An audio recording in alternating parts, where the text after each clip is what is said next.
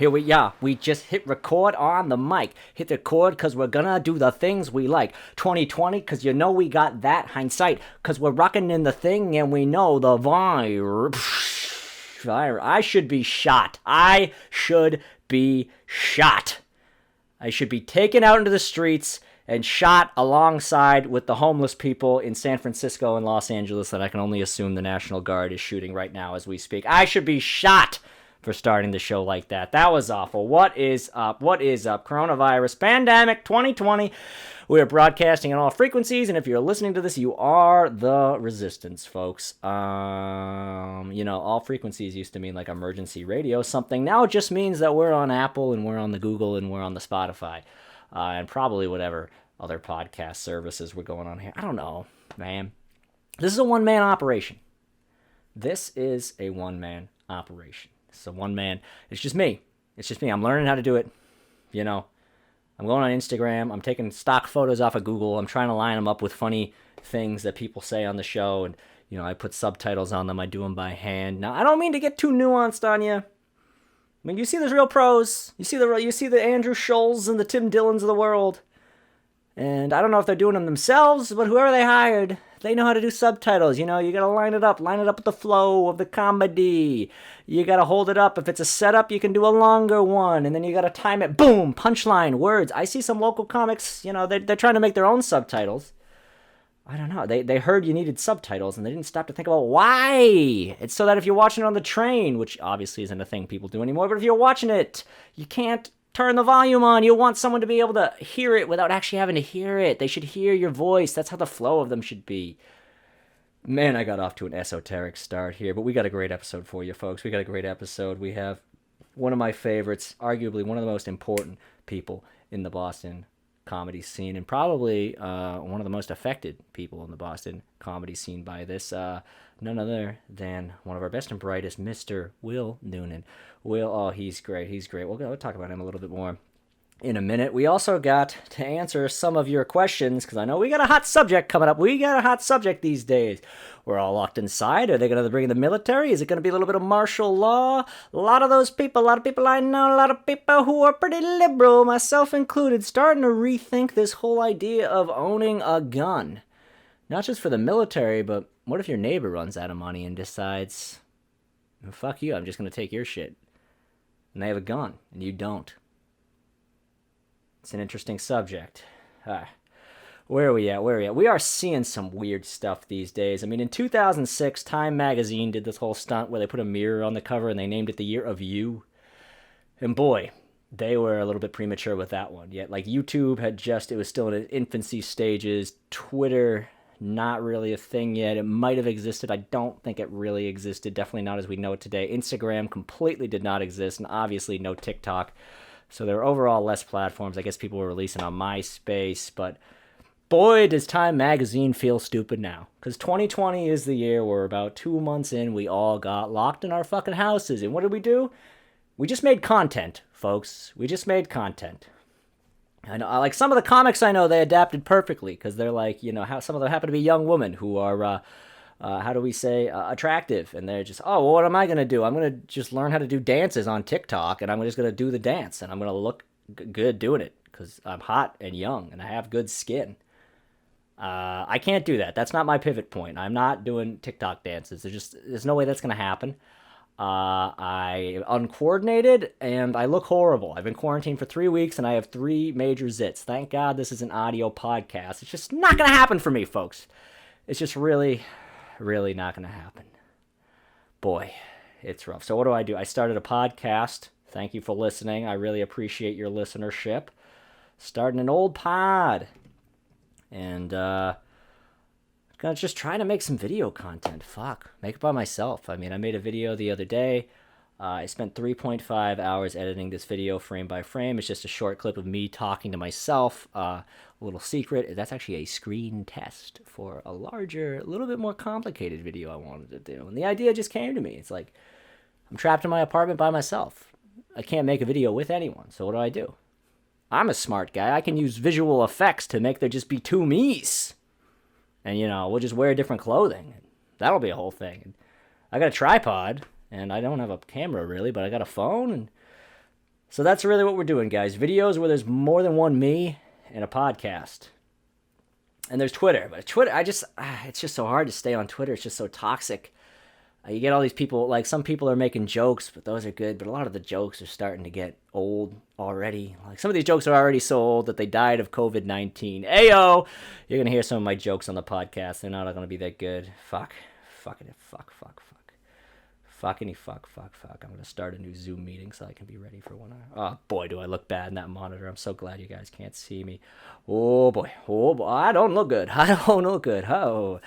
I'm making videos, firing off tweets. I'm on Twitter. I'm getting very frustrated. Now, look, I won't get too political here.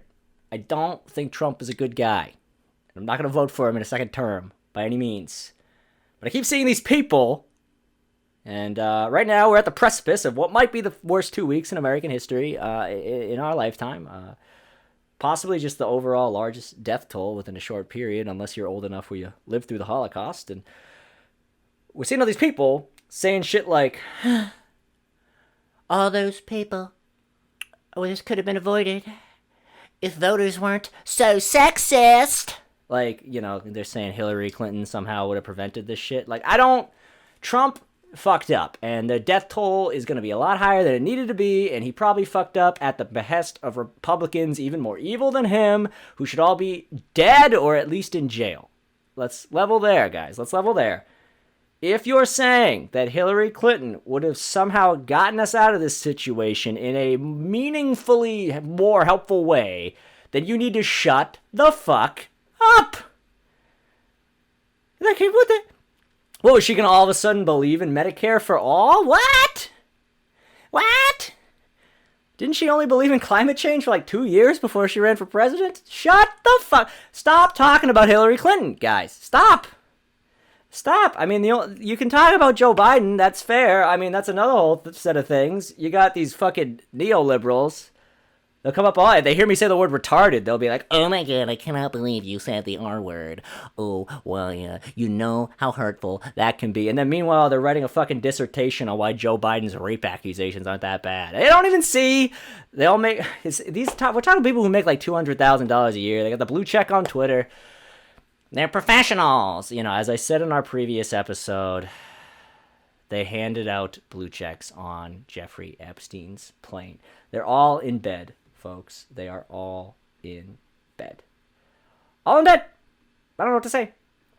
I don't know. All right. I have a few more takes. I'll save them for the in-between guests section. And, we're going to bring on my good friend, Mr. William. Fuck. I swear, I use Zoom every day, but I'm now just at the point where I have to make my own meetings. Because, I'm doing it for personally. I use it at work every day. Someone else just sends me a Zoom link. I didn't realize how much... Oh, shit. I just accidentally polluted the feed. Here we are. All right, we're going to record. We're getting it. We're doing great stuff here, folks. I might even say that we're doing God's work. Now, Will, let me tell you about him before he gets on the show here. And he's going to probably pop up in the Zoom window any minute, so I'm going to be ready for him. When he pops up in the Zoom ski potato. Pops up. So, Will is probably one of a very small number of people in Boston who is what you would call a full-time comedian. And he's very funny. He's very nice. He's very savvy at the business. And most importantly, I think to me, most importantly, probably not most importantly to the general public, he's a good guy. And he's up now! Hey, there he is! We got him on the line. All right, but we got it working. So 3, 2, 1.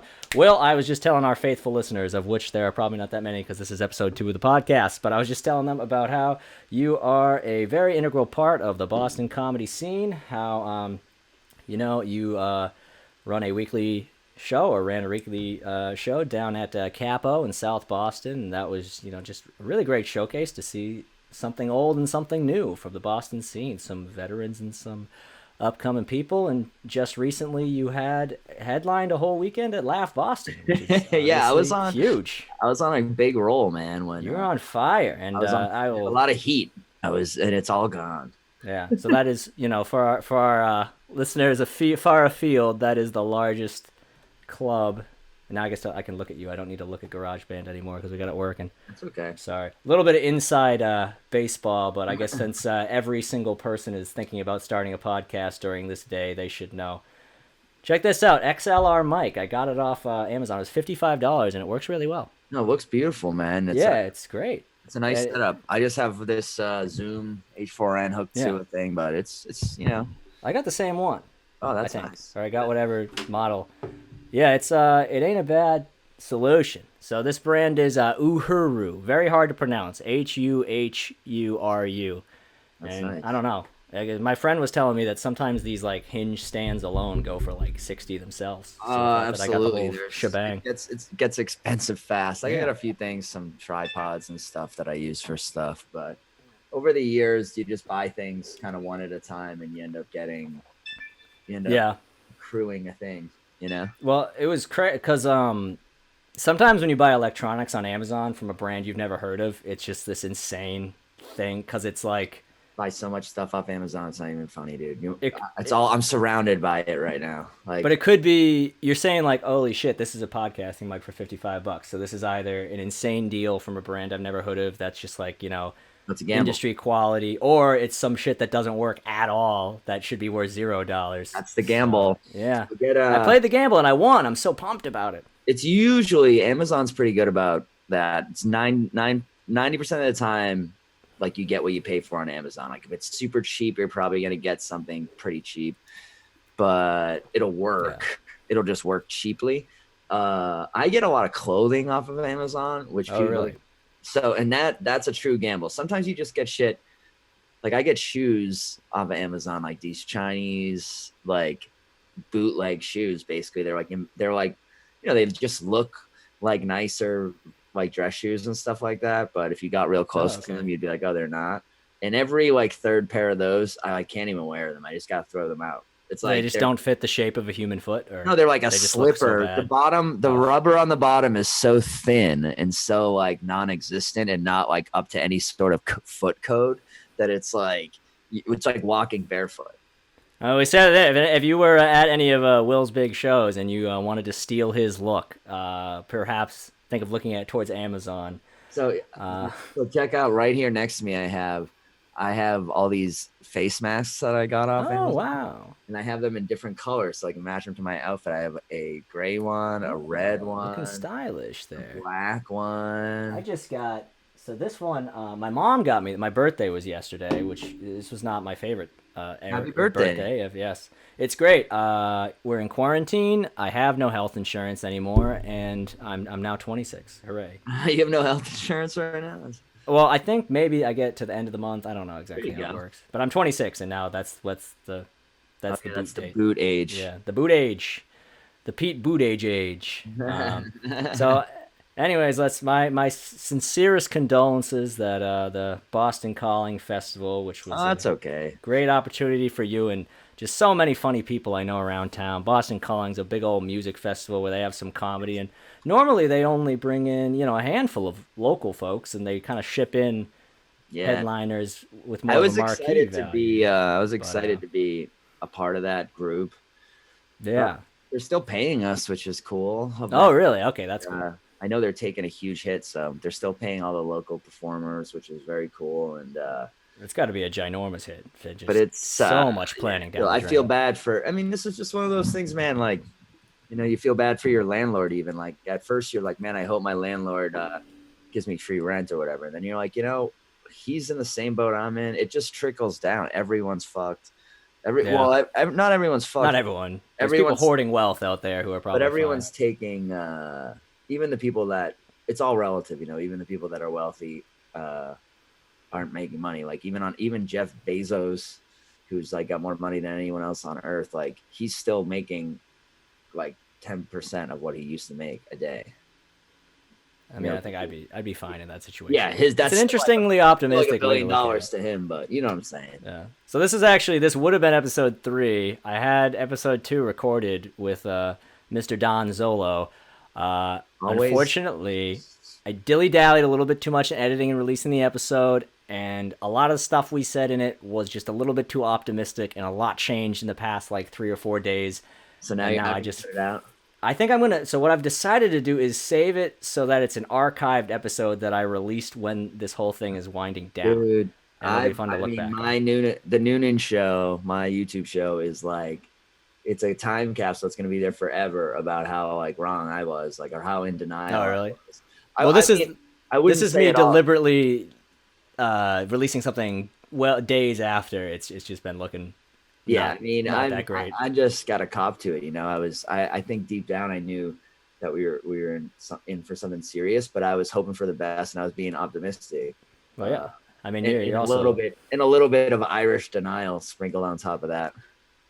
yeah. It's tough to And look back at that. it's a strong thing, you know. But I think I any think we all were wrong at a certain extent. I mean, we all kind of believe that. still are, man. It's like it's people are We don't still know. incorrect about a lot of things, and it's.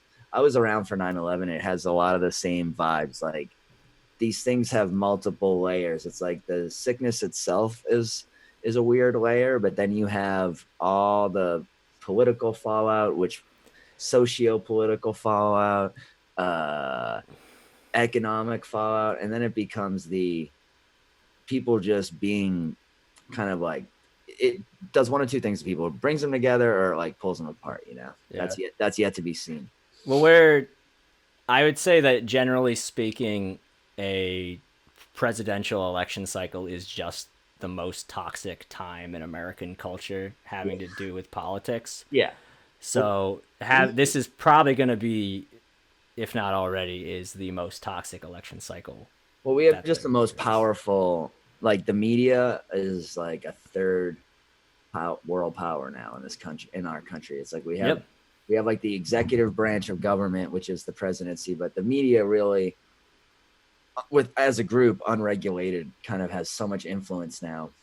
Isn't the media the fourth estate when they talk about They truly are now, though. I think the rogue media is the fifth estate and the mainstream media is the fourth estate? But it really is like it is like that, you know, especially with something as vague as a thing like this, where people can kind of put their own spin on it and make it their thing and make it about them, kind of. Well, that's what I was saying before I brought you on, is that in 2006, Time magazine declared that it was the year of you and did that kind of thing. Some people thought it was tacky where they put a mirror on the cover. Yeah.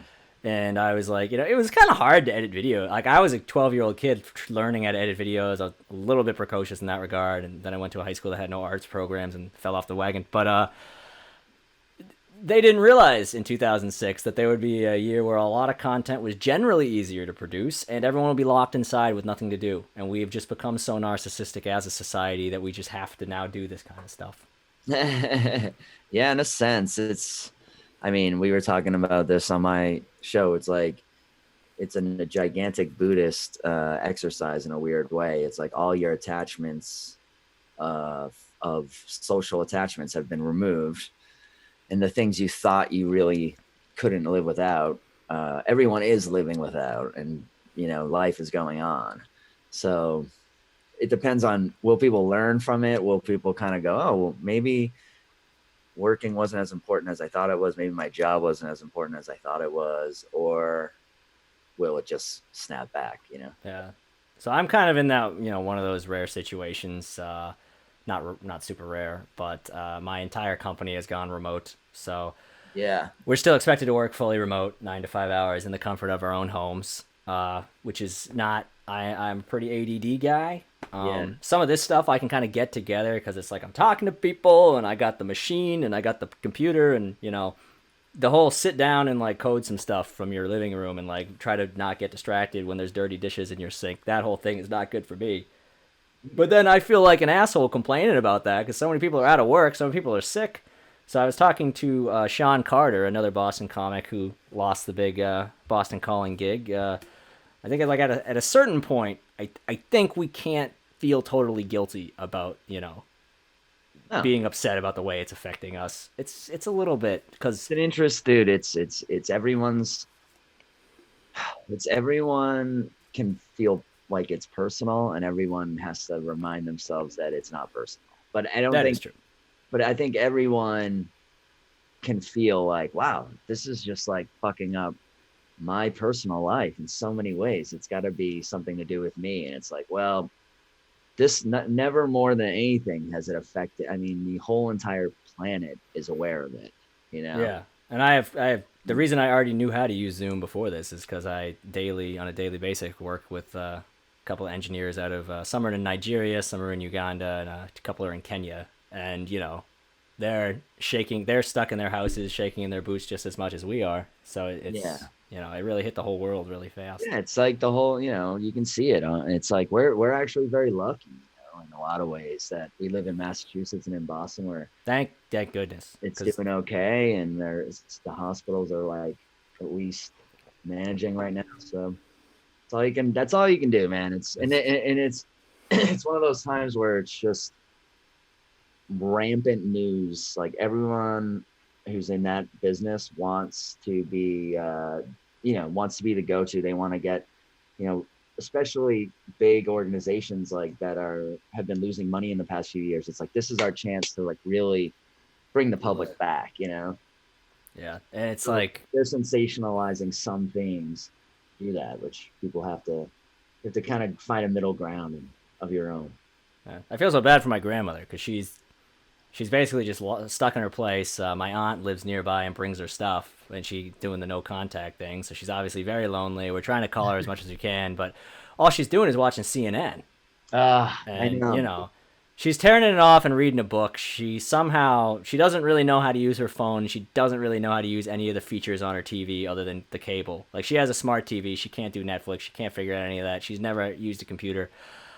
She somehow figured out how to use a Kindle, so at least she has a thing where she can turn the TV off and like not do Corona for a bit. It's hard, But, man. I think it's tough too. My dad's doing the same thing. He watches Fox. Well, I don't think it's Fox, but he watches CNN all day.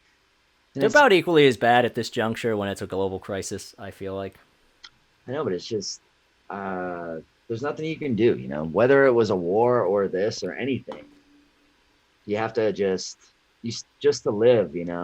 My girlfriend's good about that. Like the first few days, I was like really on Twitter a lot and sort of reading everything I could, and it's just like, what the fuck am I gonna do besides what my job is to do comedy and to be an entertainer, during the normal times. So it's still my role in this, so I just immediately kind of thought of it that way. I was like, all right, I'm just gonna start making videos halfway to just make myself feel normal, and halfway maybe I'll make other people feel normal. Like, all right, I'm watching TV hoping to see athletes play again, but they're not playing. So like, I'm looking to the people I follow, like, all right, is Chrissy Teigen tweeting funny shit? All right, that makes me feel better.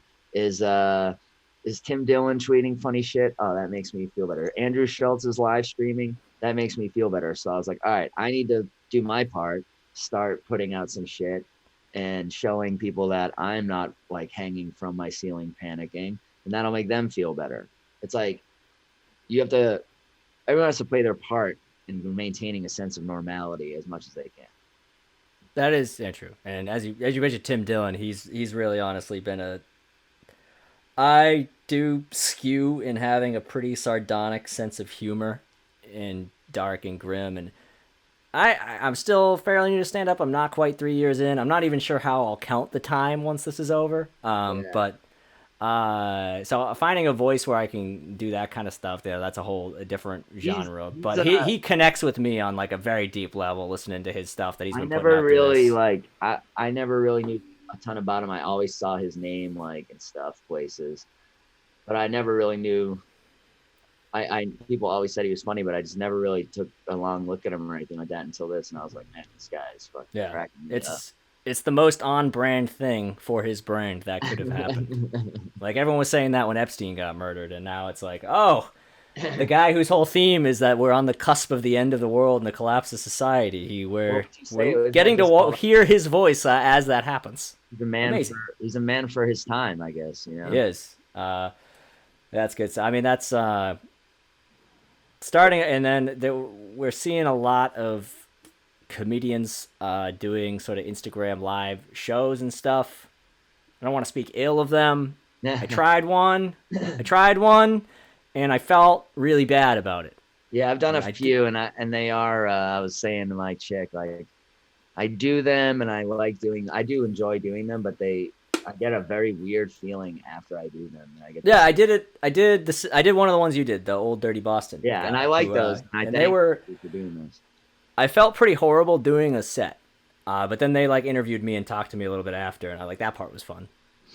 So then that's kind of what made me realize, like, yeah, I should do podcasting, figure that out, like, get that out, and then you have these insane ideas in your head that you might not even be comfortable at an open mic getting off and ranting. So I like do a little bit of ranting in the middle. I got Pete Andrews coming on after. He's kind of like a gun guy. He knows about guns, so I know that's a thing. Coming on after me.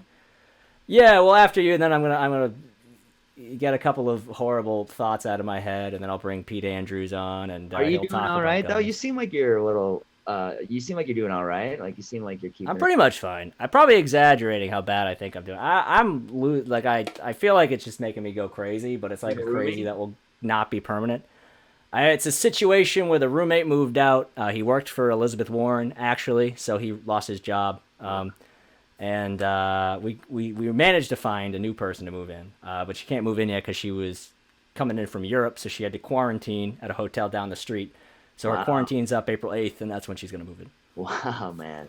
So I got the apartment myself for quite a while. So that's why, I don't know if you saw the video I sent you a few days ago.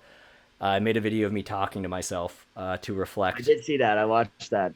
That was great, man. And I feel lucky that I live with my girlfriend. I think this would be tough. Like Bulger lives near me. He lives alone. he still keeps busy when we're talking, and we went for a walk and stuff. That's a local treasure, Dan Bulger, that we're talking about. But it's like I don't know. This is and then you think about we're all like doing fine. If you were already in a tough place or whatever. So I don't know. Yeah, but it's just not. I was making an effort to report to my office and noticing that I was becoming a lot more productive and excelling a bit more at my job just by making the effort to get in there physically. And then I'd have comedy that night, and I'd bring my running stuff to work sometimes, and I'd sort of do like that management. And now I'm a pretty ADD guy, as I said before. So losing that, like, it's like you're all managed, unstructured, and it's also that's a little tough. March into April, which is always a pretty gloomy time here in Boston. Like, at least we don't have snowstorms like we did this time last year.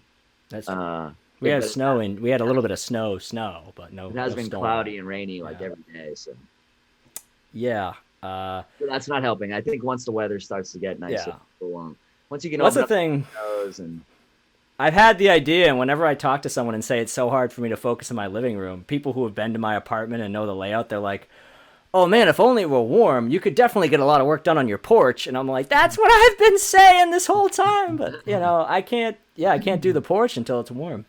Yeah, I've gone on a lot of walks, and I went on some hikes, and I go running and stuff. That stuff's very important. I got some good runs. I live not too far from the Mystic River, which has a lot of good trails. You can get a good amount of miles out of those Mystic River trails. And that's important because just when it's cold, I don't want to go for a walk, but a run, you can kind of manage the cold.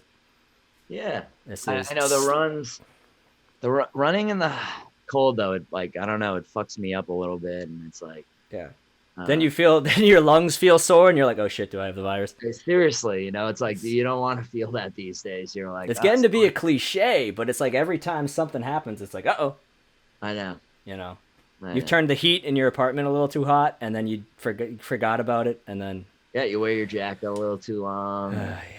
Well, that was the thing. I was on a run the other day, and I was like a mile in, and I hadn't run in a few days, and I probably hadn't drank. I've been drinking less water, because when I go to the office, I drink more water, because it's like, oh, I'm bored, I want to get up, go to the water fountain. Now here, it's like, oh, my Brita's empty. I guess I'll just wait 3 hours and take time off my life. Yeah. So I was going out, and I was like out of shape, and I was like, oh, fuck, like I feel really hot, and oh, my throat and chest are so dry. I'm like, uh-oh, this is it.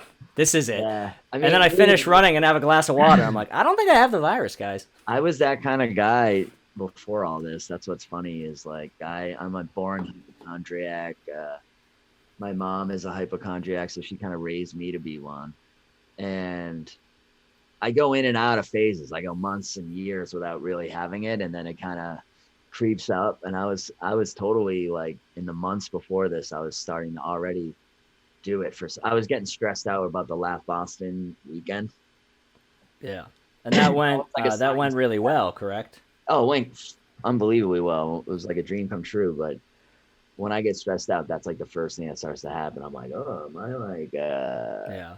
gonna have a heart attack or something? And then so it's this is just like the perfect storm of like fears for me. But you know what? It's like not as bad as I would have expected, just like anything. Yeah, it's a little bit.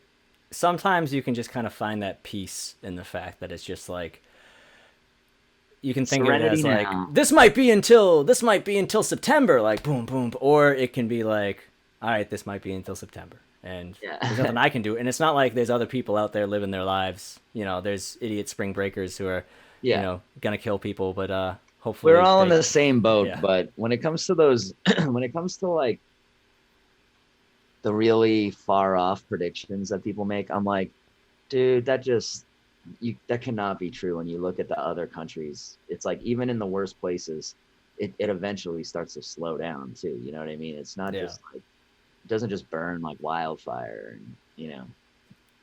Yeah, So. I don't know. I don't want to speak too soon on anything. I I know we're thankful to live in a place where the state level governments are taking it seriously. As I said, some places very much not taking it seriously.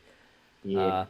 To almost a villainous degree. Like a, you know, It's like the a big- joke about the Florida governor being the mayor from Jaws has been made a million times. Well, you know, But people always talk about like America and how I mean, I don't think enough people really talk about how each state is really like its own country. If you look at America like Europe, it makes a lot of sense. Each state is very different. The regions are different. You know, like Nevada and Maine are two vastly different places. They should be different countries. You know, and each one has their own mayor, their own governor, and their own like rules and laws. And this is like when stuff like this really puts that on display. It's like, holy shit, like these guys have a lot of power when it comes to things like this. And I wasn't a huge fan of like the mayor of Boston before this, but like I am now. Like he was on top of this. And I think a lot of it's bitch about Baker and stuff too. You know, he did the whole vape ban thing earlier this year, and we were all like, "Oh my, what is he trying to be, like an authoritarian? What?" And then it's like, okay, well, he's on top of the pandemic, so thank fucking God. He probably saved a lot of lives with that vape ban too, because he might have. Vaping is terrible for your lungs. You know? Yeah, he very possibly could. But we should at least, we have to like remember that there's the stuff that's on TV is like, you know, there's something happening right now that I don't think has happened in a long time, where like propaganda is a thing again, because it's like we really do need to impress on people, I think, to take it seriously at the very least. Like if you're sick, don't go outside. Like if you're like, you know, that's like, it's overkill basically, but it's the ends justify the means this time, I think, or at least that's what they've come to the conclusion.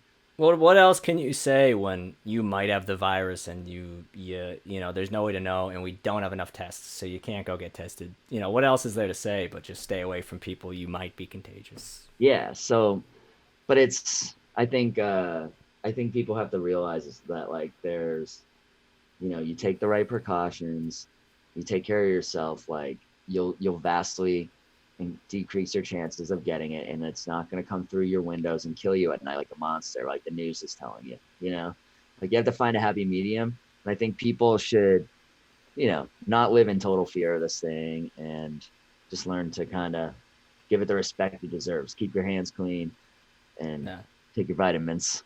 I've been washing my hands more and probably eating overall better than I have. And you know, on the weekends, sometimes I just drink too much, which I'm gonna try to figure out how to reel in.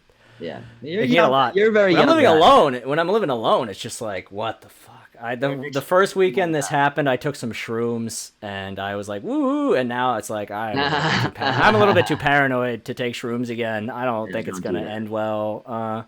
But you're a super young guy. You're a healthy guy. You're a runner. Your lungs are in great That's shape. true. Your heart's in great shape. I don't think you. I think of all the people on Earth, man, you're one of the least that should be worrying about contracting.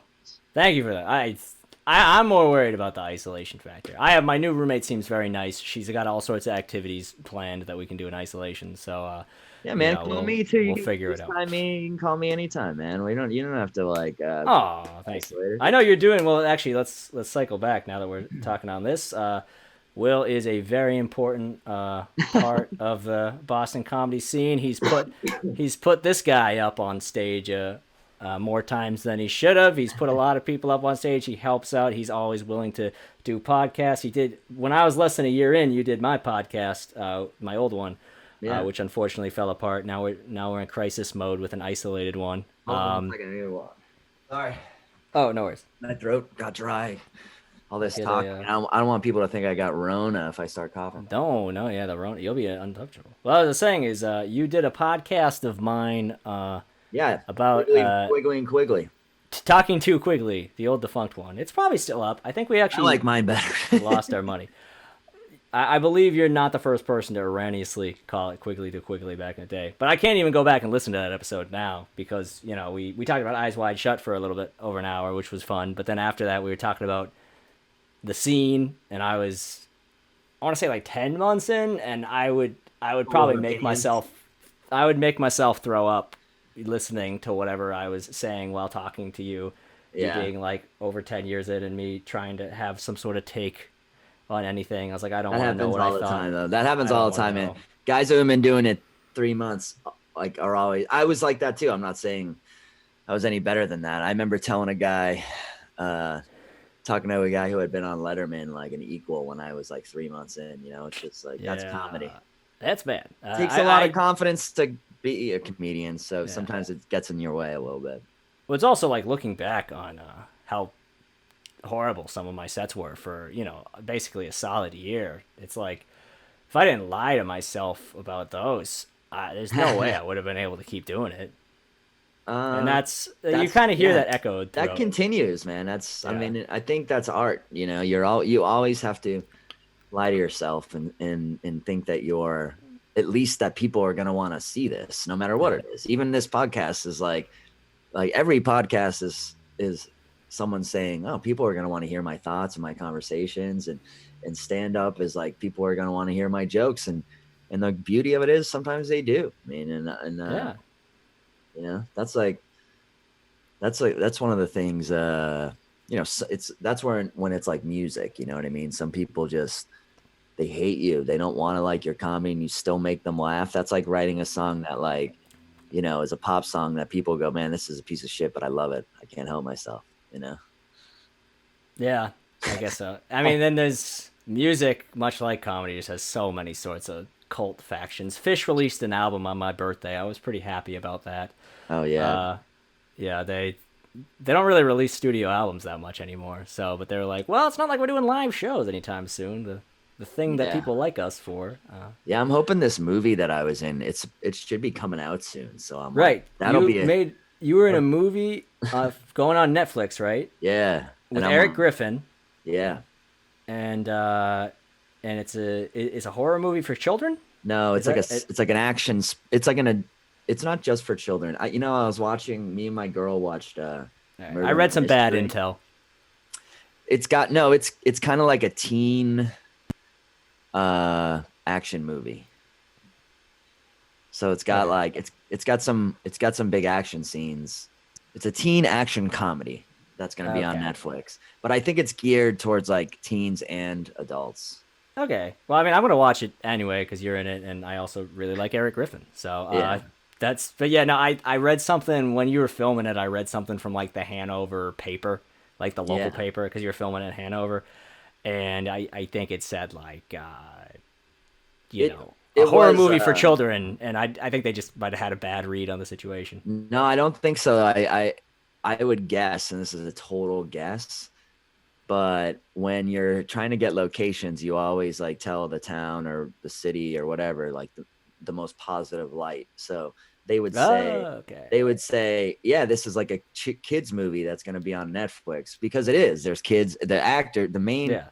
four of the main cast are like, 12-year-olds and 15-year-olds. And you used an actual school as a set, correct? Yeah, Is it they used it correct? for a lot of different. They were very smart. They they used the school as a school, but then they converted parts of the school into like other things, like a chef's kitchen and Oh, like that's a cool. newscasting studio. Yeah, like, so it was kind of neat.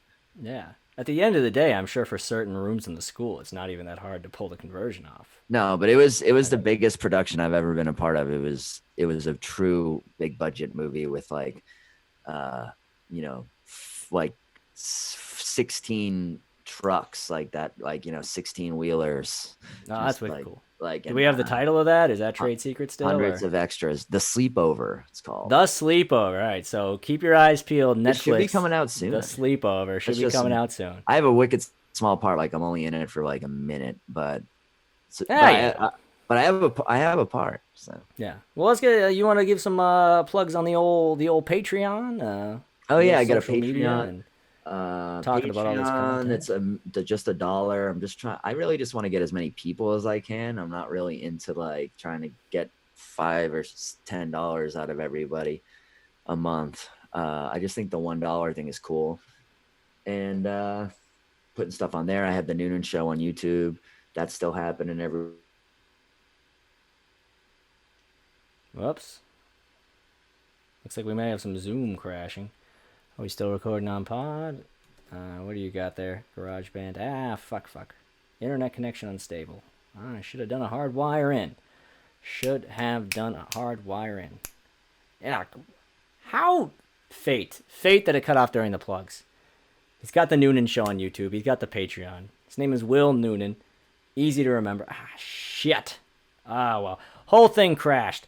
It's fucked. My computer has coronavirus. Maybe the guy who works at Comcast, he probably has coronavirus. He came down. He was working on the lines. He was trying to make the internet faster. He was trying to do his job because he's an essential worker. And then, boom, came down with the corona, took down the internet on the whole block. Oh, no. Oh, lordy. Let me see if I can just, refresh a page. Is the internet down? Is the internet down ski potato? Or is it down ski capuzzo? Is it down ski capilzy? Oh, whoa, you're back. All right. I was worried there that the Comcast guy was working on the lines, and he came down with coronavirus and then took down the internet on my whole block. Did we hit an hour? Is that what happens? We did. Well, I don't have a timer on it or anything. But I was. So we got that. You're talking about the Noonan Show on YouTube. You got the Patreon. I'm very easy. I'm lucky to find. So I'm very lucky. I'm easy to find. There's no other like Will Noonans. So you just type in Will Noonan. Even if you type in Will Boston Comedian, like. Yeah. Even if you type in Boston Comedian, I'm like the third guy. So. Yeah. I believe Boston Comedian, the proper handle, was snacked up by Dave Russo a while ago. Yeah, you know what? Can't argue with that. He is a Boston comedian. He did win he won the first ever Boston Comedy Festival. He's a funny motherfucker, man. I work with him constantly, and he's a murderer. Oh, yeah. We had him do a big show in that Melrose comedy event that Matt Finicos and I produced. We had him headline that, and those are his people. You know what I'm saying? Like, that's his just hometown. that suburban. Melrose is basically next to Saugus, so they're people who may have already seen him at the Route 1 clubs. And well, he was in and out. He was very loose. He was, he wasn't doing like a recited set of any sort. He was going in. He was talking to people. He's a murderer, they were having a grand old time. I've seen that guy I've seen him get standing ovations on a couple occasions. He's good. He might have gotten one that night. Nah, I don't know. That was just a very fun show. That was one of the best lineups I ever put together. It was we had Ralphie, Zenobia, Kinback, Brazow, and then him. Damn. Yeah. It was Super Bowl weekend. Brazow thought the Patriots were going to be playing, so he came back for the Patriots, and they didn't make the Super Bowl, but he still got to do my show. Oh, man. Yeah. I wonder if there'll be a Super Bowl this year. I don't know what's going on. I mean, they're optimistic about the NFL in general, I imagine. Yeah, NFL's looking good. Baseball, I don't know. I don't think so. That was the thing. I was like, oh, are they going to cancel the marathon? And then I saw that the NBA got canceled. And I was like, there's no way the entire NBA gets canceled and the marathon goes on.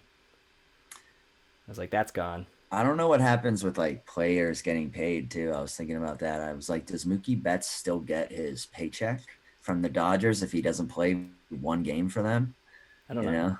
We're very much out of my domain. Mookie Betts is a word that I've heard. I don't actually know who that is. Oh my God, that's so funny. That's what's so funny. I was so sad about baseball this year, and then all this happened, and I'm like, you know what? I just don't give. I miss it, but I don't give a fuck about any of those guys anymore. I care about my family, my girlfriend. That's about it. Yeah, I mean that's what I obviously miss comedy, and I am upset about the marathon. It's gonna happen eventually. Running, it's not itself is not canceled yet, so I can still do that.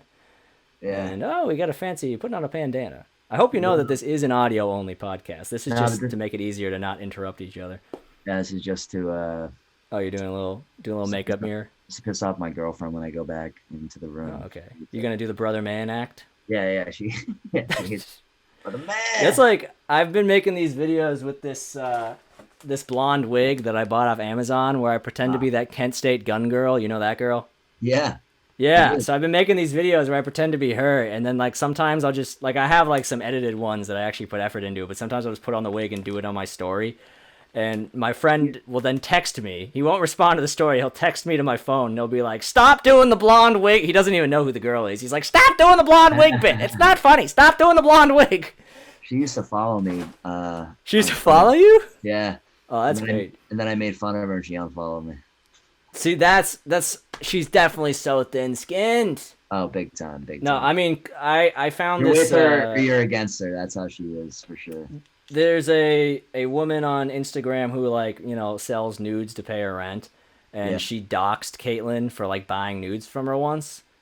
So when you find that out, that like maybe she's a closeted lesbian who grew up in this Christian conservative family, and she was never able to feel comfortable with her identity, and that's why she's so angry about this whole bathroom thing where people can feel comfortable with their identities. It all starts to kind of click when you know that detail. That's I mean, now you're cooking with gas, That's what it is. Yeah, I mean, also every single like very, very far right Republican who's against a bunch of gay shit ends up being themselves gay. That's just the thing. I have a few very close friends who are gay, and they tell me that a couple of years ago, like the Republican convention was in Boston, right? They were like, when that convention was in town, they were like, Grindr was just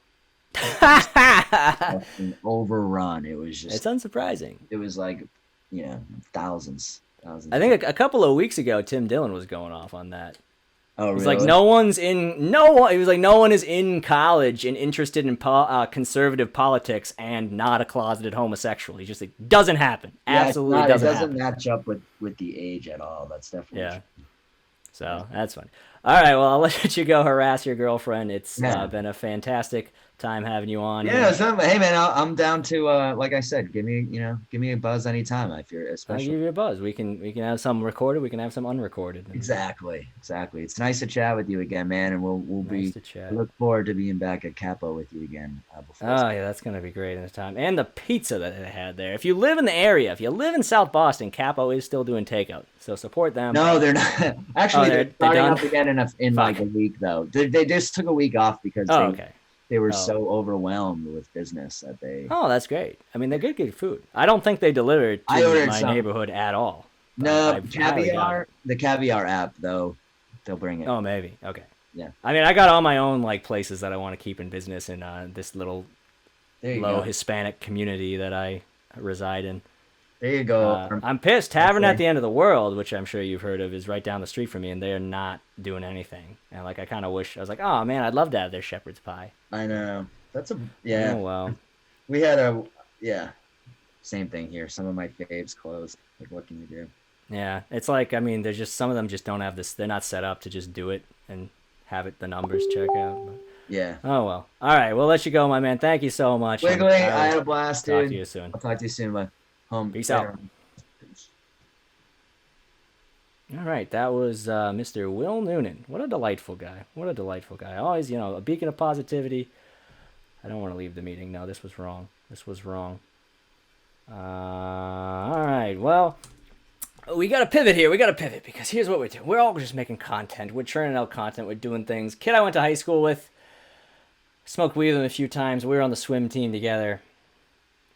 And then I heard, years later, I heard that he was going some rough times. He may have been an opiate guy. He might have been once a person who was claimed by the opiate crisis. Hear from him today. Guess what he's doing? He's starting a YouTube profile. He's trying to make it as a YouTuber, guys. I know. That's what it's come to. But I checked out his videos, and you know what? I think he has something.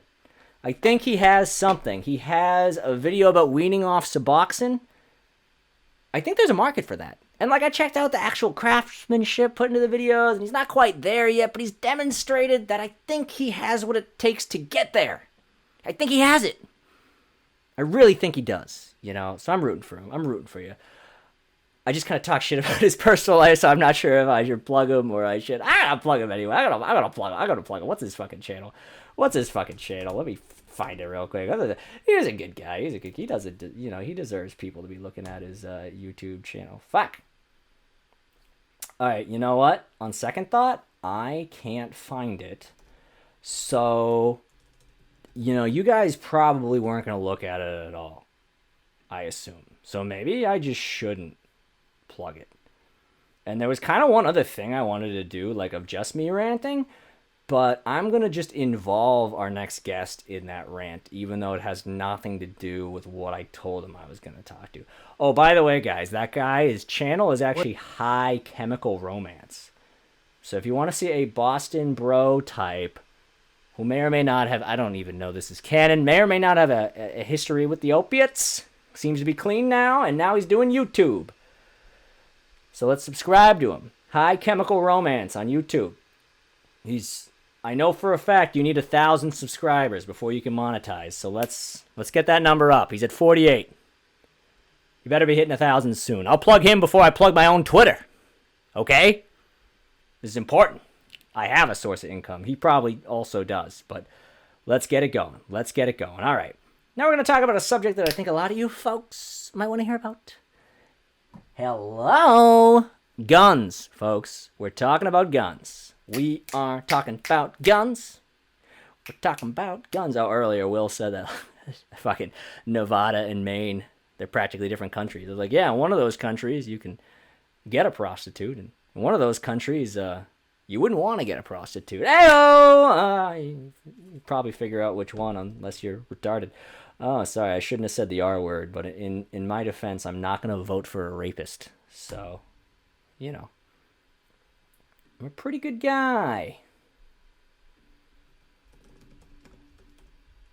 I'm a pretty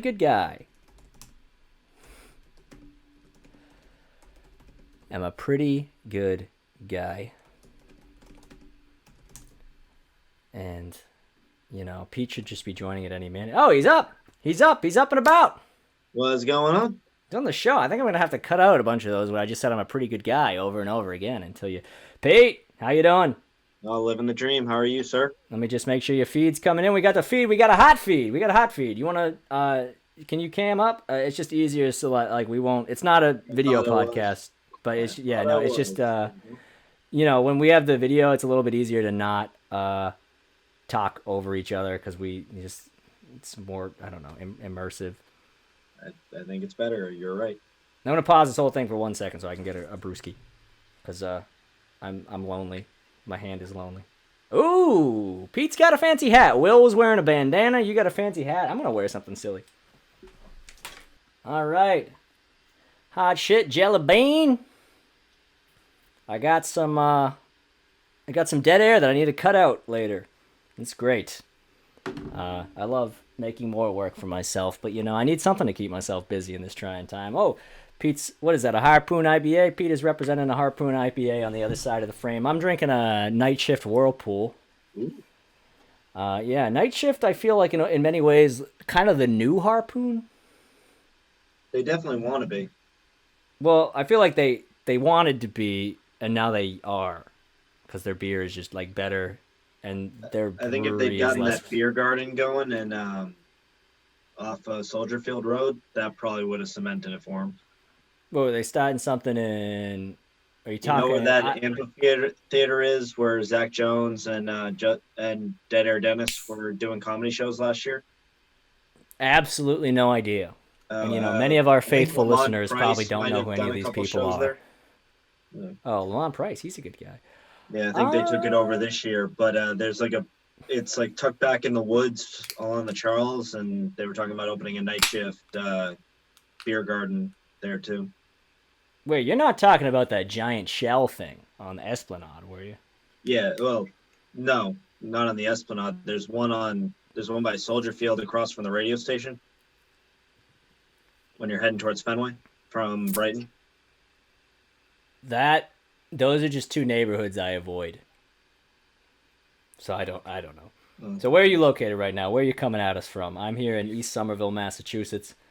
I'm Beautiful out place. in the woods in Marlborough, Massachusetts.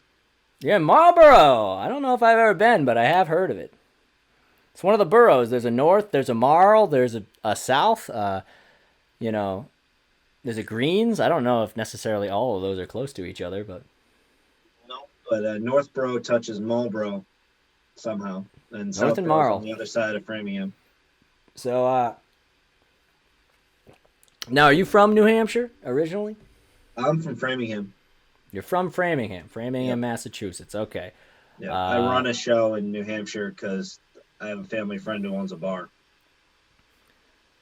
Okay, yeah. So your family friend Pete runs a great show up in Bristol, New Hampshire, which is, I would say, kind of representative of how a lot of the New England at large comedy scene is run. In that New England is a big place. You only really, in terms of cities, you really only got your Boston, your Hartford, Worcester, Providence, and then there's some cities in southern Maine and southern New Hampshire. But then you just get all this land, all this area where there's like not really cities.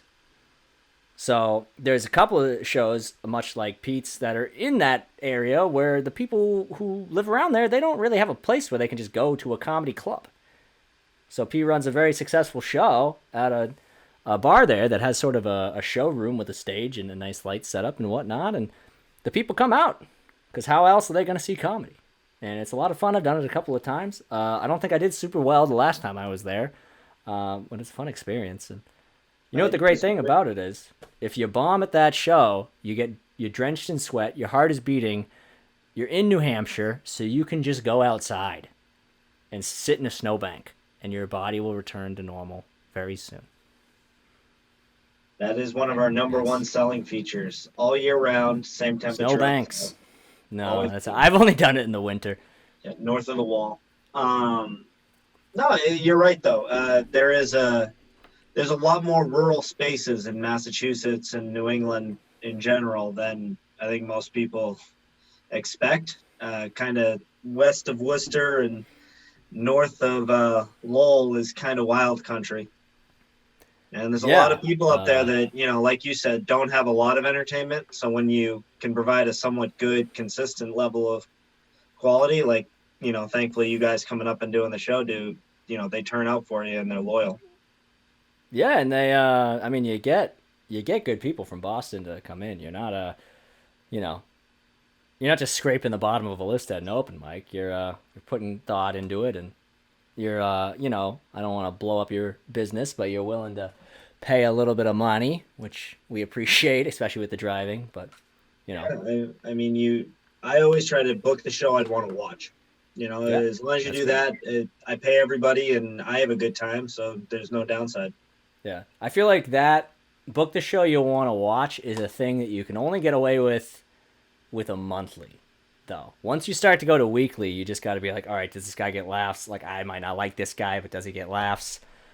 Because you're stretching yourself. So, because I don't know, but maybe you're a little bit more forgiving with the actual laughter in general than I am.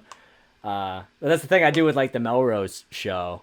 I'm like, I only run that every couple of months. It was on a very inconsistent schedule, the show that I put together, because there's basically just a series of one-offs. It's not like an actual show that's consistent in any sort of nature. So it's just like, I can only book people I like then.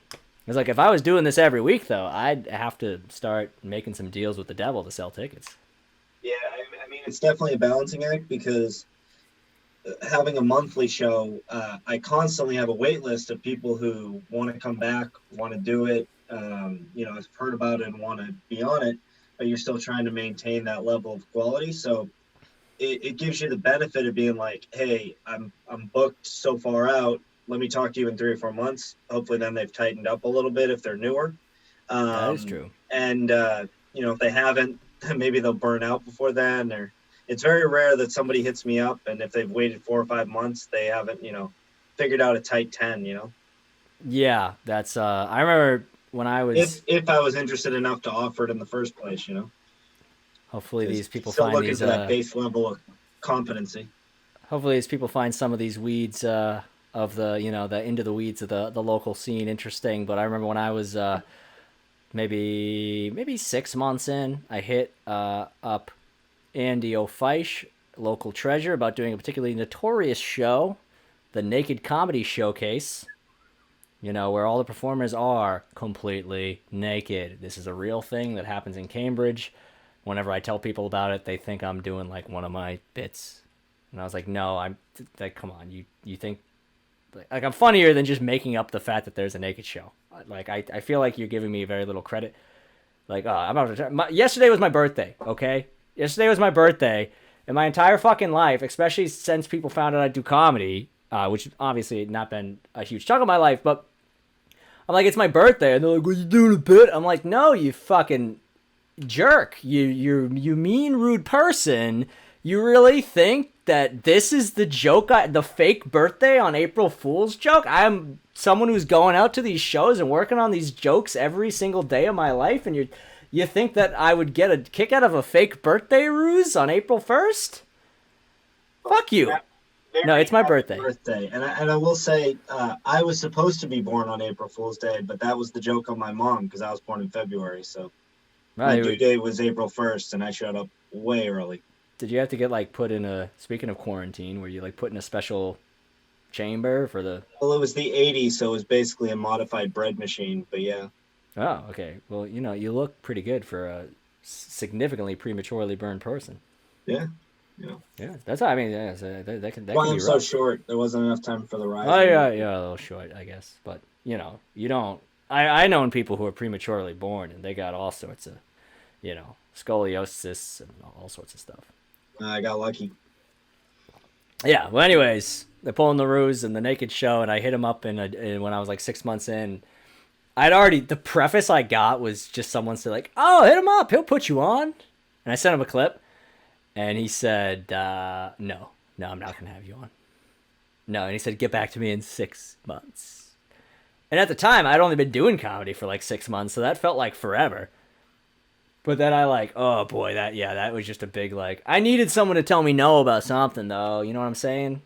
Because I was getting a little bit too cocky. There's definitely a thing when you're starting out. The bolder you are, the more you're willing to ask for, a spot. The quicker you'll start getting on a wider variety of shows. But the longer you're doing it, the more you actually earn those spots and get to it's a lot harder to get the second time at a place than the first time. Well, there's a lot of shows where I would have no problem asking now. Let's pretend there was no world-ending events. Yeah. I would have no problem asking about them now. But at the time, I was very intimidated. So I was just kind of waiting for those nuggets of people to say well, here's a show that will probably put you on, and then someone said that would put me on, and then boom, nope, not happening, folks. So you know what I did is I waited 6 months, and I think I set a reminder 6 months to the day, forgot about the reminder, got the reminder, and was like, ooh, I actually do have a better tape that I can send him. And he was shocked that I got back to him exactly 6 months and gave me a spot. And now I've done the show a couple of times. It's a lot of fun. I've done it 3 or 4 times now. It's one of my favorites. Although it's one of those ones you tell certain comics and they turn their nose up at you how dare you? Yeah. I love it. And, Matt Kona runs that podcast out of the back, and it's just a great time. Oh, that's a lot of fun. Yeah. And then the pod's a lot of fun, and the whole vibe. The only thing I will say is that I've now done it 5 times within a year. And I remember like one of the more recent times I was doing it, I was just getting out there, and it's like, I don't know. I think it was already in my head previously that week, just like I wasn't getting as much stage time. I wasn't getting as much bookings as I thought I should have been getting. And I was like, I was backstage taking my clothes off, about to get on the stage, thinking like, is this what I do to get on stage? Like, am I a whore? Am I literally a whore for attention that I'm taking my clothes off? Yes. So I can get stage time unpaid. And the answer is yes, you're right. Yeah, no. So it's like, maybe don't deny. Like, even the people who don't take their clothes off are kind of total fucking sluts. No matter how you slice it, you're getting up there and doing a dance for the people's money. It's the showman's life. That's why actors in Rome were considered lower than prostitutes. Well, it's also like, I mean, there's probably I'm totally going off the reservation and pontificating here. I definitely somewhere in the world, but I would say even as much as in the Boston scene, there are probably females who would totally thumb their nose at the idea of doing the naked show, but have fucked people to get ahead in comedy. Yes, I imagine that Venn diagram is pretty large. People who both fuck to get ahead and would not do the naked show. There's probably only a small number of people who would fuck to get ahead and would also do the naked show, I imagine. Yeah, unless you're at the end of the day. Well, I just imagine, I mean, if you're fucking to get ahead, you're probably going to be pretty hypocritical about it. I just kind of think that comes with the territory.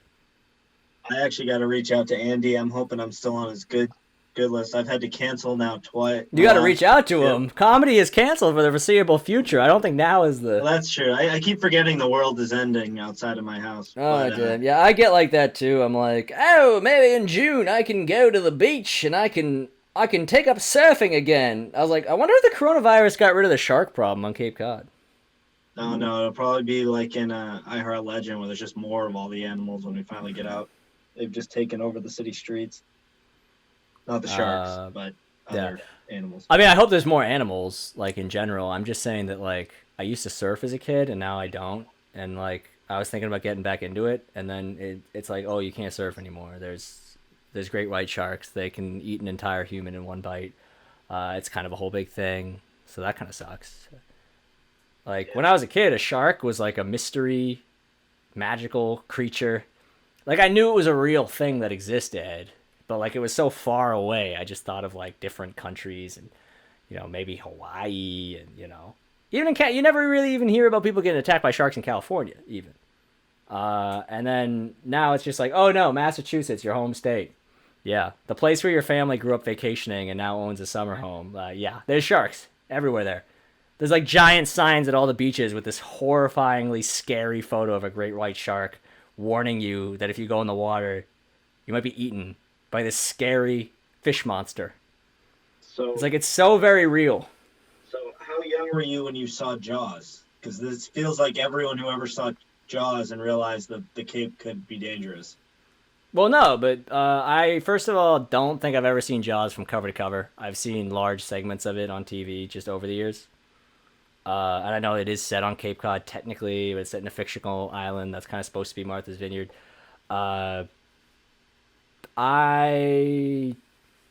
This Jaws was made before there were ever any serious shark incidents on Cape Cod, though. And now we're not talking about like a shark that's fucking with the community. We're talking about like hundreds, possibly over 1,000 sharks. It's an infestation in the entire coast. And like they have to call everyone out of the water because they microchipped a lot of them, which is good, but it's bad.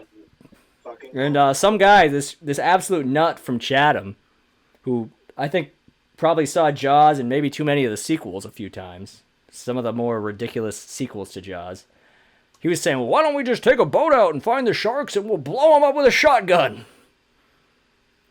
And it's like, that doesn't, first of all, that's cruelty to animals, but also doesn't seem like a sustainable solution whatsoever. Very ineffective. It's hard to get. I doubt that you'll be able to actually cull the population by using a shotgun. Yeah, they wouldn't travel very far underwater. Yeah, don't bullets like stop almost immediately? Pretty pretty close unless you have a very aggressive harpoon type bullet. Good segue into our next subject. So we're talking about we're all locked up. We're all locked up in our houses, and we're a little worried. People are going to go stir crazy. Some people are out of work. Some people will get desperate. Because is the government going to start paying people's rent? Is it going to start providing universal basic income, emergency unemployment? I think the safe answer is like no. Dude, Burger King just couldn't make their rent yesterday. Burger King couldn't make their rent? Yeah, like all their restaurants around the country, they announced they couldn't make their rent payments. Same thing with Cheesecake Factory and a bunch of other like restaurants. So you're saying that every single there are no Burger Kings or Cheesecake Factories in the entire country that are actually own the building? At least the corporate ones. I'm sure there's some franchises somewhere where it was a single occupancy kind of thing, but okay. But I know, yeah, because most of the time when I think of a Burger King, I think of like a brick and mortar standalone building. I guess I think of Cheesecake Factory as being more like in a strip mall, so that makes sense. But yeah, I always think of a Burger King as like a building that stands on its own. Well, yeah, but usually they pay a rent or a mortgage on that piece of property. And they announced as a corporation that they weren't going to be able to make payroll and pay their rent. It's just very strange to me to think that Burger King would have that problem, since Burger King is generally and only a takeout business. Like, is not being able to sit inside the Burger King and eat that horrible food really like the deal breaker for so many people? If you're risking quarantine and you're ordering out, are you going to order from your local Burger King, or are you going to order from the pizza place? Or yeah, it's true. And you can only, for delivery, I guess you really have to only use Uber Eats. Yeah, that's rough. But anyways, a lot of people, they're quarantined. Burger King is off. People are marching to the Burger Kings with AR-15s to defend the Burger King, primarily in the South. Here, I was just having this discussion with a friend. I guess Burger King is a lot more popular in the South. Here, it is just a place to shoot up heroin when you've already been banned from Dunkin' Donuts for shooting up heroin, which is rare. I mean, not very many people get banned from Dunkin' Donuts for shooting up heroin. But when they do, where are they going to go? Boom. The other Dunkin' Donuts. I forgot what's the slogan? Have it your way. Have it your way. Have it in the arm. Have it in the leg. Have it in the chest. Have it in the eye. Have it your way. Shoot up that heroin at Burger King. Doesn't matter. You out of vein? Hold the pickles. Hold the lettuce. I'm out of veins. I'm gonna have to smoke this batch. Maybe do IV. Sorry. What are they? IM. Gonna do some IM heroin. We gotta bring back the days of IM heroin. It was just so much lighter. IM, that's when you do it in your leg, not in a vein. You just go right into the muscle. Right in the muscle. You know? It's like sipping a drink over ice. You know? It's just the difference between sipping a drink over ice and taking a shot. It's classy. It's classy. Don't you agree with me? I just had Will Noonan on for about 35 minutes. He was being a little bit more on the uplifting side. I'm trying to tread into the dark, dismal territory with you. So you're I don't know if enthusiast is the right word, but you're a gun owner and a gun fan of guns. That's the closest thing Boston comedy has to a gun advocate. I seem to get. There we go. Gun advocate. That's even better. I tend to be on the pro side in most arguments in the Facebook group. Yeah, well, I mean, honestly, we got a lot of, as a lot of comedians want to think of themselves as a sort of on the cutting edge of thought, leading, and I'm a blah, blah, blah. A lot of them are really just falling in line with all sort of, I don't want to say liberal, because then you mix in the progressive with the neoliberal, but, and I was just complaining about how the neoliberals are just so bad, you know. As bad as those, like, self-proclaimed communist anarchists who don't shower and, like, still live in their parents' basements might be. Boy, our wealthy white neoliberals... I think the line I said earlier was, like, they'll get upset with you if you use the word retarded and lecture you on, like, the people that hurt and then openly defend Joe Biden's rape allegations because he's the establishment guy! Vote blue, or you're going to just be re-electing Trump there, Kevin. Vote blue no matter who is honestly the dumbest policy ever. As close as a 90-pound white woman with a very, very healthy retirement savings account can get to lowering her pants and slapping me across the face with a 13-inch cock. That's the closest she can get to accomplishing that, is to tell me to vote blue no matter who.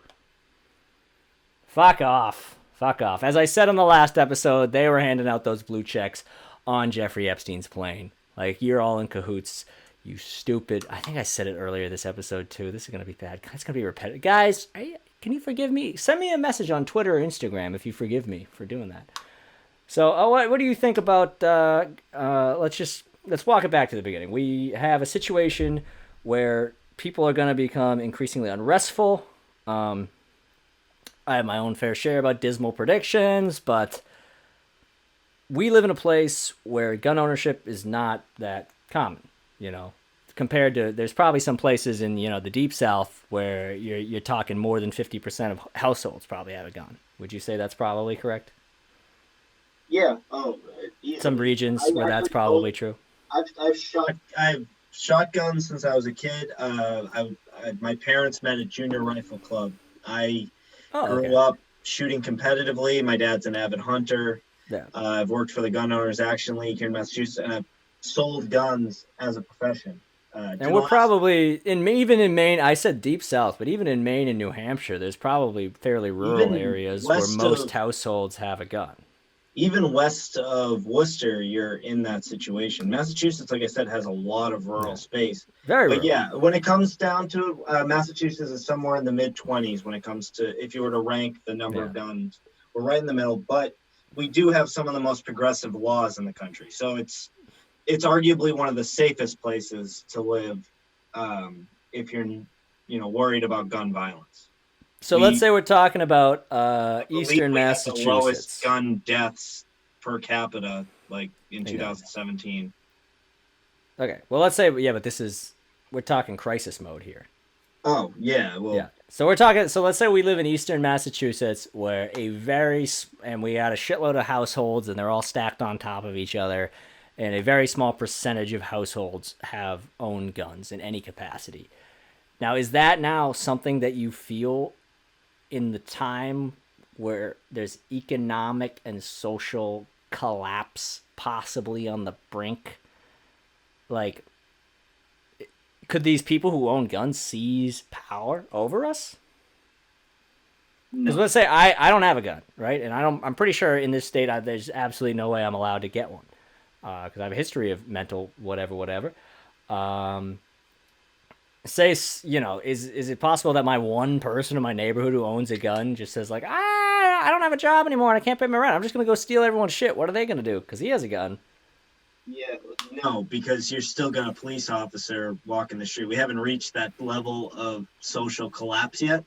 That being said, once that happens, all the gun stores near me, the Bass Pro Shop, the Cabela's, the Walmart, I've seen people have fistfights over ammunition since this has started, and I've had liberal people on Facebook who have argued the pros and cons of guns reach out to me saying they're interested in getting a gun because of those same exact fears you're talking about. That is sort of something I prefaced your introduction with, is that this clearly to me an issue that people who are very much falling in line with whatever their movement believes are starting to rethink the whole gun thing in a time of crisis. And I would, in all honesty, say I am one of those people.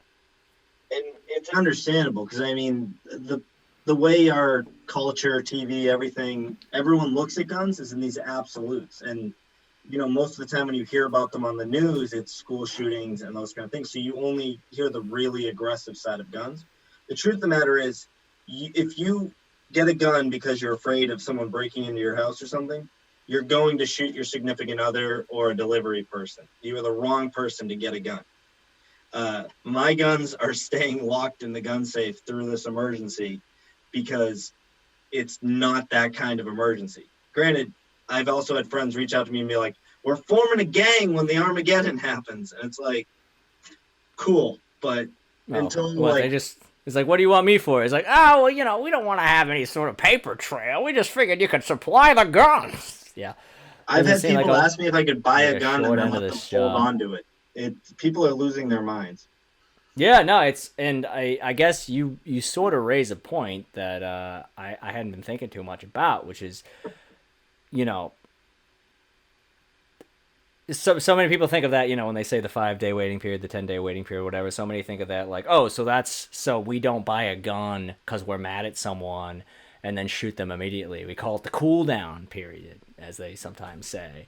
But we're also talking about, I don't have any one particular person I want to shoot, but I'm definitely only buying a gun because I'm in a panic about something. And that's also not someone who should just be immediately handed a gun. But the problem with this, now I'll say one more thing. The problem with this is that I might be buying a gun because I'm in a panic and they say 10-day waiting period, and then 10 days goes by and I'm still in a panic for the exact same reasons I was already in a panic. Yeah, and that is why a lot of people who own guns. They have either real fears for home protection, or maybe a blown up ideal of some kind of movie heroics. My college roommates are both police officers, and one of them is a big concealed carry guy. On duty, off duty, he always has multiple firearms. He's a big believer in always being prepared for that person coming at you and defending yourself. But he carries a snub-nosed revolver, and he's literally said to me, he's like, if anyone ever tried to pull me out of my truck, like in Grand Theft Auto, I could pull the gun out and shoot. It's like, if you shot that gun inside that truck, your ears would be bleeding and you would never hear ever again. Ugh. It's already a red flag that he said like in Grand Theft Auto. Isn't that like textbook? Like, that doesn't sound like a gun safety expert. Yeah, he's a police officer, so take that as you will. But when you're taking someone as an authority on something as dangerous as a gun, you don't want to hear You don't want to hear Die Hard. You don't want to hear Grand Theft Auto. You don't want to hear any video game or movie that glorifies gun violence in their explanation. Exactly, really. And you don't want to hear The Walking Dead. So yeah, you definitely don't want to hear The Walking Dead. But to your point, if someone's buying it simply because they're afraid, you were talking about living in apartments. If you shoot most rounds, a 22 bullet, the smallest bullet you can possibly get, short of a BB gun, if you just fire that gun with nothing in the way, just open fields, that round can travel a mile before it hits the ground. So think about opening fire with 30 rounds of an AR inside your apartment in Alston. How many of your neighbors' houses? Yeah. And we're talking Boston, where it's like, it's not these apartment complexes where there's like a series of walls that might just kind of catch it more fast. Yeah. We're talking more Boston, triple decker. We're basically mostly dealing with triple deckers in this area in the housing situation, unless you're got a place downtown from you might be lucky, with the guns. If you're downtown, you got this old place from the 1800s where everything's just straight up granite. That's probably better at stopping the rounds than my house. Ian Stewart posted a whole thread about, if you are a gun owner, load snake ammo because it's small and crumbles, and that way you won't risk shooting your loved ones if you do just fire off your gun because you hear a burglar. Okay, so snake ammo is what is that exactly? I'm not familiar. It's just it's basically a shotgun pellet, but 22 bullet size, so it doesn't pulverize the whole snake; it just kills it. So it's like the pistol equivalent of the rifle equivalent of birdshot. Yeah, birdshot's similar, where it's just very small, a lot of very small BBs. So if I were to have a shotgun in my house, I wouldn't put slugs in it because now you're going to blow a 6-inch hole in your wall. Where if you use birdshot, you just have a bunch of little holes. Yeah. And more likely to hit them if you're a twittery person who's scared of. And at the end of the day, most burglars aren't gonna continue to try to burgle after being hit with a low caliber weapon. No, if they hear a gunshot, they're running away. It's not going to be the OK Corral. Yeah. I mean, for a lot of them, they really just only need to hear the cocking noise. I would imagine, but that's actually a crime. If you intimidate someone away by just cocking your gun, it's called brandishing. What if they've broken into your house? No, I'm not talking that crazy Texas on your property shit. I'm talking they've picked your lock and broken into your house. I believe you're allowed to do it, but it is a weird gray area. Yeah. No, I know in Massachusetts it's a nuts thing. Like if someone broke into your house but they don't have a weapon and you come at them even with like your kitchen knife, you're overstepping your rights there. And like if you're a concealed carry person and you and me are arguing on the street and I just open my coat and show you the gun, that's technically like a crime on my part. Honestly, that right there that you've described kind of sounds like it should be a crime. If we're just having a verbal argument and you expose a gun to me in a threatening manner. Completely agree. Like, it kind of gets to that whole freedom of speech gray area at the thing, but I don't know. It's clearly you've made a dick move, and I'm sure you might be able to if you're rich, you might be able to suave lawyer to get you out of it. But it's still like it's still an intimidating like threat. So let's talk. I know I've had a beer and a half, so I think I'm getting a little ADD, but and that's kind of my default operating. So do you think that we've already had your comment on the clear nature that people who are so in line with this line of thinking that as soon as there's any sort of like crisis type situation, they're like, oh my god, how can I feel safe? It's like, oh, I mean, I guess a gun might make me feel safe. So they're hypocrites, and they deserve to be shown that they're wrong for it. As all the hypocrites benefit do. of the Second Amendment is everyone who hasn't committed a crime is open to the option, but you need to go get trained on it. It's not something you can make as like a whim decision, like you said with background checks. And even with a background check, you still need to have proof that you've taken multiple firearm safety courses. So, you have to have some level of understanding of the risks involved with it. It's not like going to Home Depot and picking up a power drill. Yeah. So I actually did. A friend of mine he's based out of Cape Cod. He's a licensed gun instructor. Last I checked, he was working at sort of like a fish and game club doing repairs on guns. And he is actually he went to one of the only gunsmith schools in the country, located in Pittsburgh. So he is a certified gunsmith.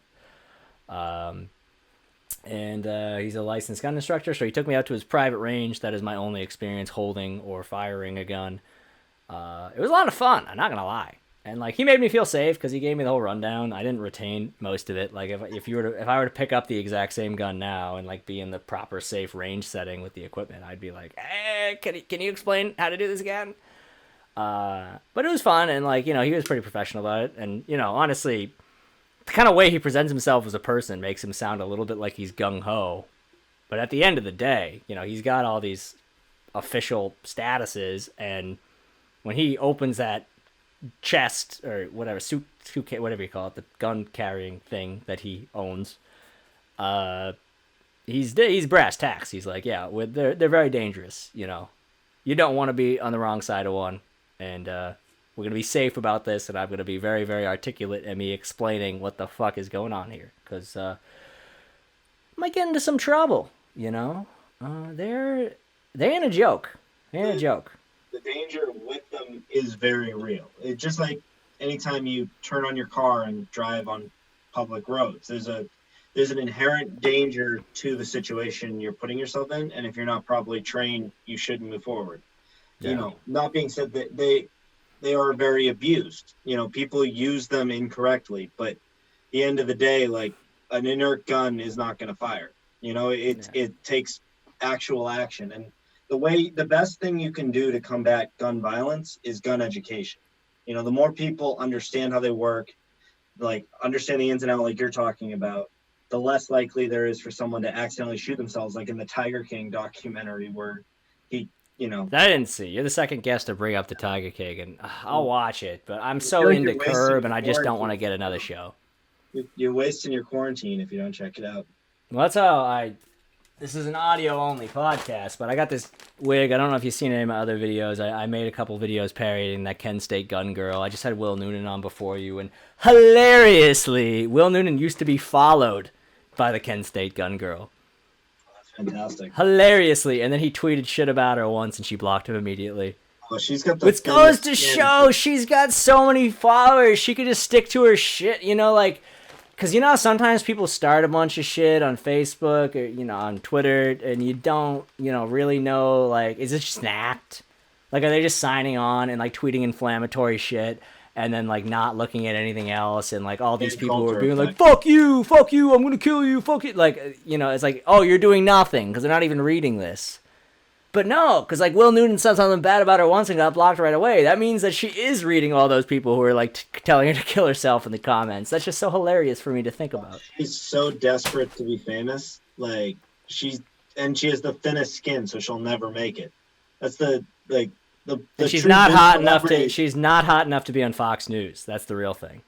Yeah, Tommy I think- Loren was basically the same as her a couple years ago, but Tommy Loren was eventually integrated into the Fox News system because she's hot enough to be on Fox News. Yeah, I think she The was gun girl will actually- never be hot enough to actually be like a Fox News girl. No, but if she got the right profile, she could end up being on NRA TV. There's a lot of That conservative. is true. There's a lot of conservative news networks that are created for the people who yell on Facebook that the liberal media is blocking them. So you What about have a that? whole What about the world black of dude who's on personalities. NRA TV? I kind of like him. I mean, I know he's clearly in bed with the devil, but I think he seems like a pretty likable guy. I think he's got a likable energy. He's very well spoken. He's definitely Like he's one of definitely those not the gun men girl. on the She's network. just a huge cunt. And she shit her pants at a party, and not And enough she people shit her pants. talk about You it. should watch my videos I made parodying her. You might enjoy them. I'm actually gonna make one last one. I'll spoil it right now. I'm gonna make one last one where she gives a home invasion safety demonstration, you know, because it's the quarantine, and then accidentally shoots herself in the face, and then that's it. The character is dead. I'm done making videos about her. I like it. I also don't think she gets made fun of enough for returning to her college so long after she graduated. There's nothing just worse than the guy who keeps coming back every year. Well, didn't she? She graduated like 2 or 3 years ago, and she still goes to Kent State like 3 times a week to ask people questions that they don't want to answer. I know she's been back to Kent State.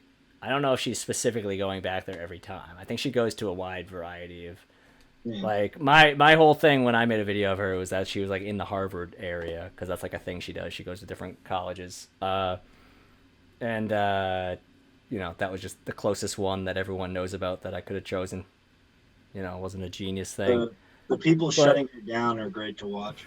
But what's funny is she makes these videos where it just seems like she shows up to a place and an angry mob forms around her, when in reality what she does is she goes up to a black guy and she says, "Have you ever thought that maybe you should thank white people for ending slavery?" And then she like walks up to a guy who like has pink hair and, you know, obviously is like, "Oh, layup line, I'm gonna ask this guy a bunch of questions about gay people and get him pissed off."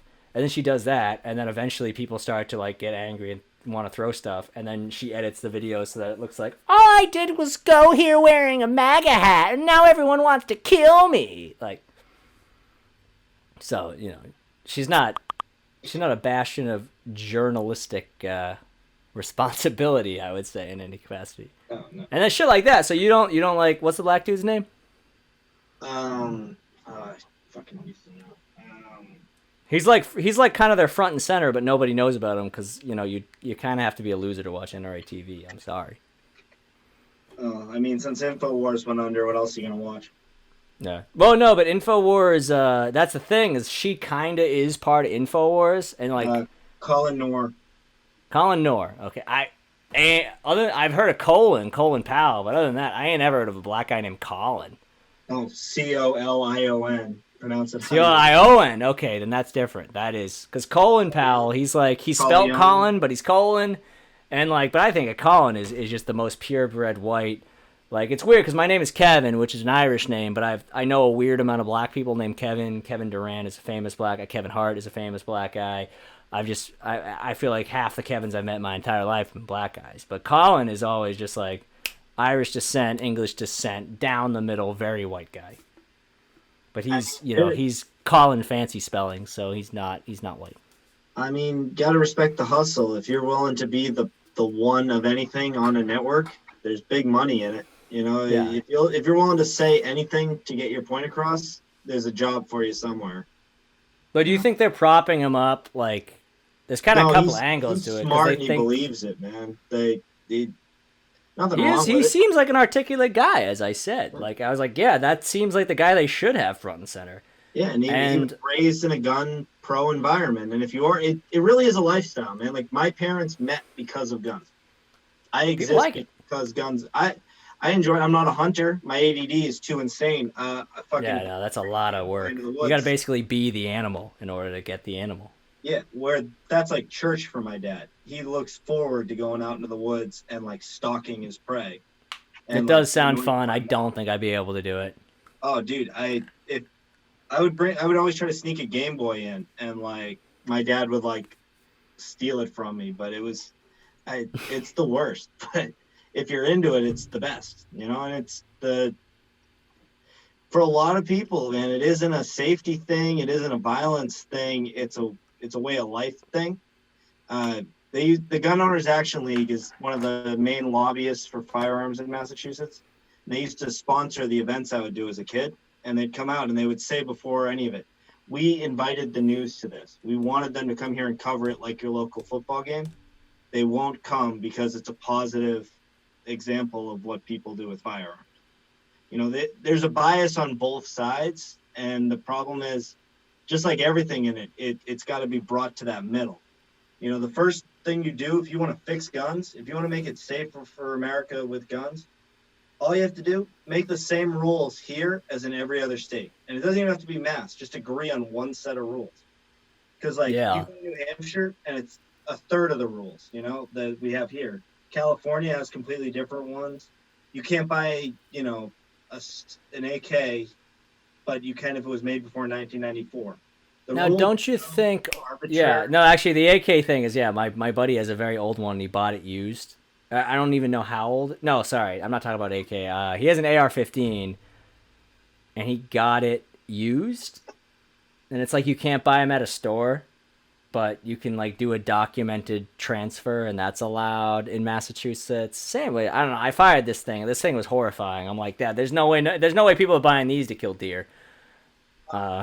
If you need 14 rounds to hit a target, you shouldn't be shooting at the target. Yeah, I don't need to be a gun expert to already have known that. I was like, and I was firing this thing. I was just like, pew, pew. I was going all over. I was like a cartoon character, just like, I ain't hitting no targets with this. I couldn't even hold. It was so heavy. And I don't have big muscles. I couldn't even hold it straight without pulling the trigger. Then as soon as I pull the trigger, I'm off my goddamn run. I was pretty good with the pistol though. Like the pistol, I thought the pistol was a lot of fun.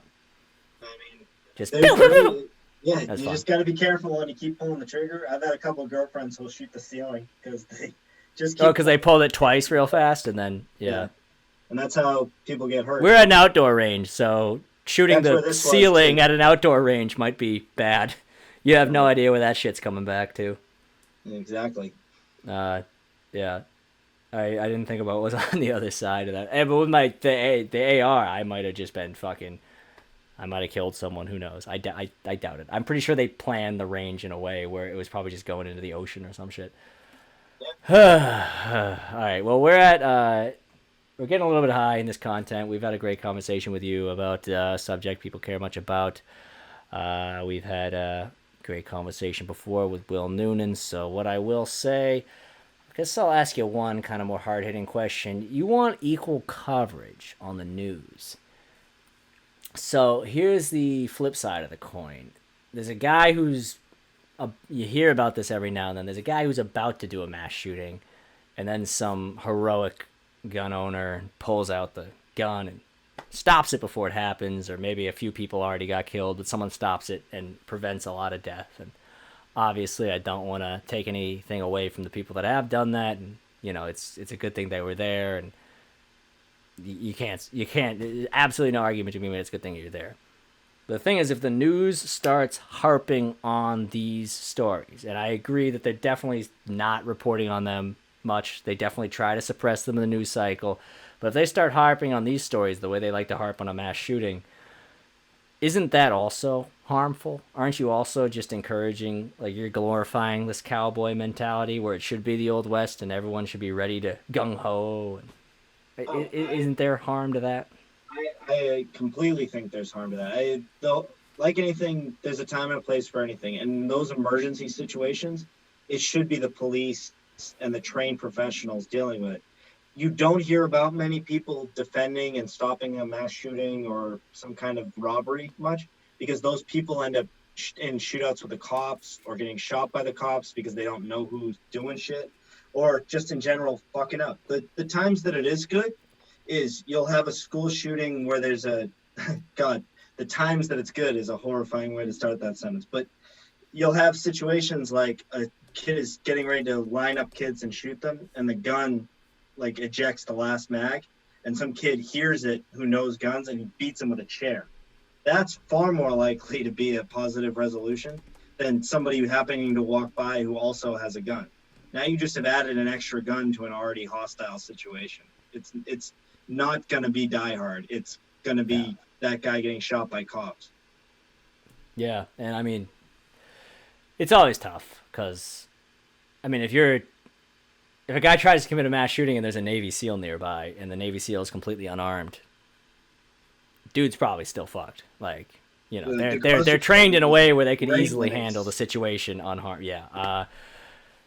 So you never know. And also, but we really can't also be saying that, you know, like the compass, the thing that they used to draw the circles in art class. You also can't be saying that the average 10-year-old should know how to just fucking boom, compass right to the throat when there's a school shooter. So it is tough, and it's weird. Well, I'm glad, you know, you talked about some stuff. We cleared about some points, and it's still a tough issue. I guess, what would you say to the people who are afraid? And don't say call the cops, because none of these people who are in this boat trust the cops.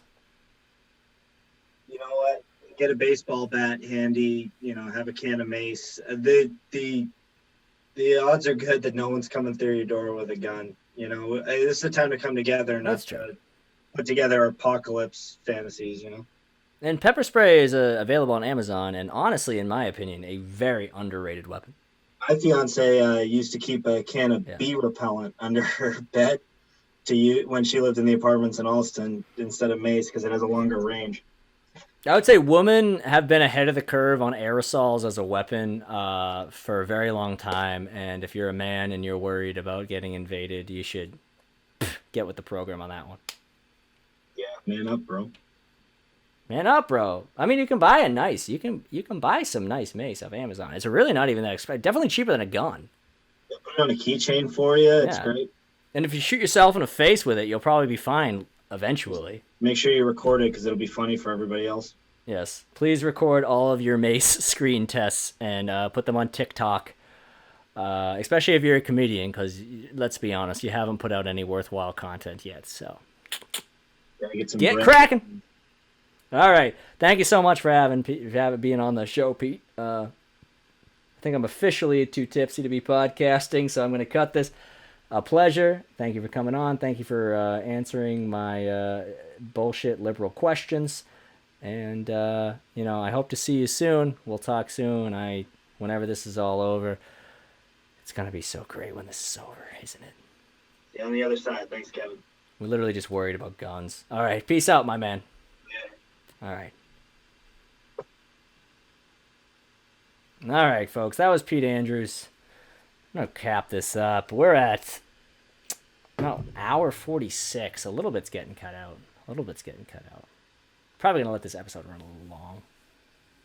Probably a little long. It's probably going to end up being around an hour and 46. I'm pretty sure we only have about 3 minutes that I can decisively cut out. This is Somebody's Listening podcast. There might be such thing as God. And if you're listening to this, you are the resistance.